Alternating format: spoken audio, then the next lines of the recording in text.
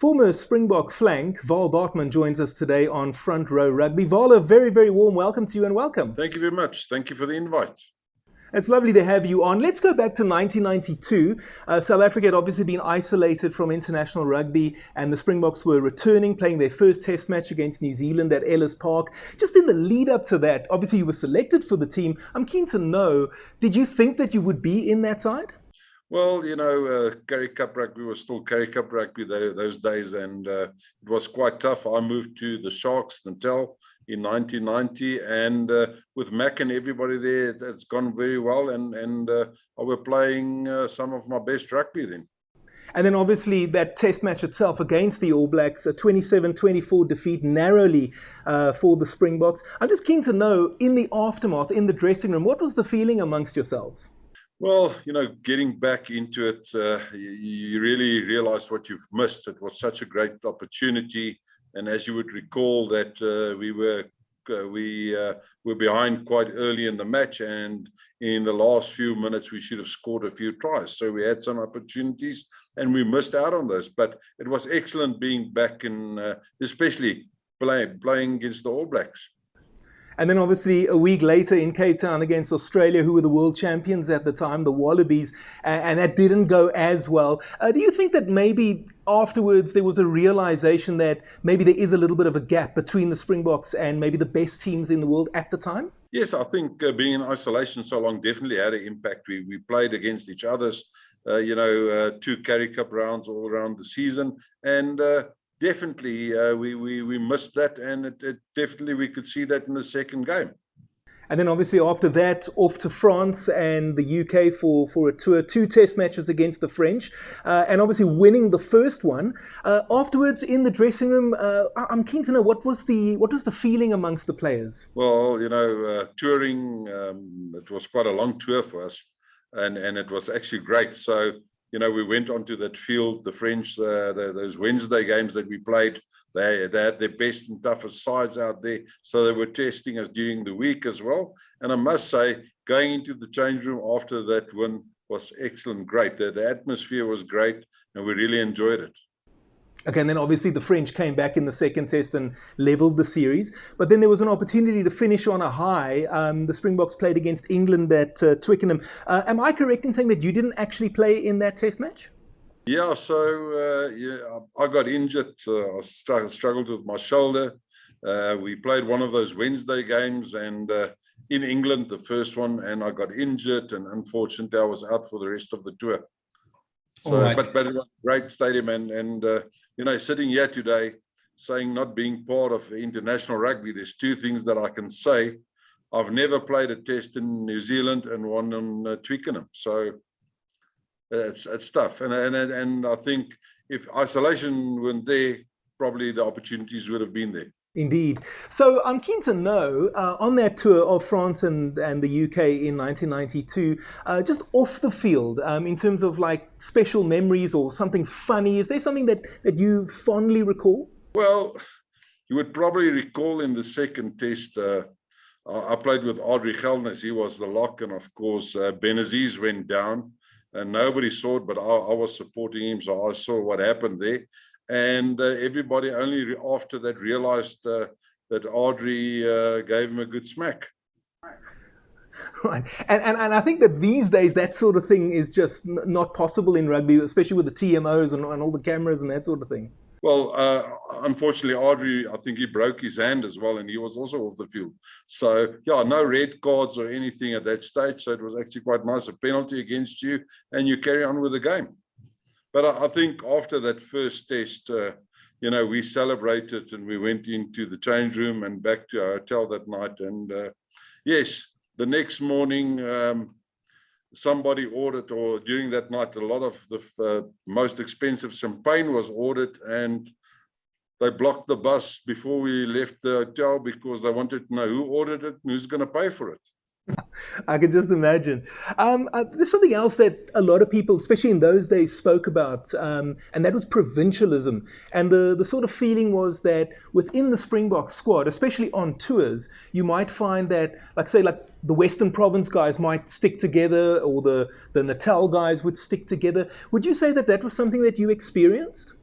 I think, you've played the whole time with them, and I think it's just natural that your friends, your roommates, everything. But they split up the teams, and the roommates were different, and everything. So I think the more that we moved into the international rugby, the better it became. Now, you didn't play any test matches in 1993. We had France at home and then a tour to Australia. I can't remember. Can you remind us why exactly you were not involved? So I got, I was a bit late. I had struggled with a shoulder injury, went in for an op, and I just missed out when they had it. And in between, they had the one against Argentina. I don't know if you recall that. Yeah. There to play there. So, but it was great. I think we could see our rugby lifting up, getting back into it, and of course, leading up to 1995. Hey, if you're enjoying this video, why not hit the like button? Did you go to New Zealand in '94? Yes, I did, and that's why I'm saying Franco Pino had concussion. Max spoke to me, and he said to me that he's going to make me captain for the first test. Those days you didn't travel with so many players. You just had a few selected players with you. And unfortunately, I got injured again, shoulder up, and I had to go back. Oh, that really is unfortunate, eh? And then, as you mentioned a second ago, 95. I don't think you were not that old to have missed out on 95 at that point, right? I think struggling with the shoulder op, I had 3, and now I had 4 ops on it. It just became a problem, and if you would go into a tackle or something, it just wasn't worth it. And at the end of 1994, I decided to retire. So I was still 32. It's still doable, but and then of course Dr. Louis later wanted me to come and play my 3 or 4 games that I needed to play 100 games for Transvaal to come back. But because he dropped me, I decided that I would stay a loyal Shark supporter. Indeed. So I'm keen to know, obviously the retirement coming at 94, but a year later, obviously we had won the World Cup by then, and then rugby turned professional. I'm just keen to know if you have ever wondered about, or had any regrets possibly, about not having had the opportunity to play professional rugby?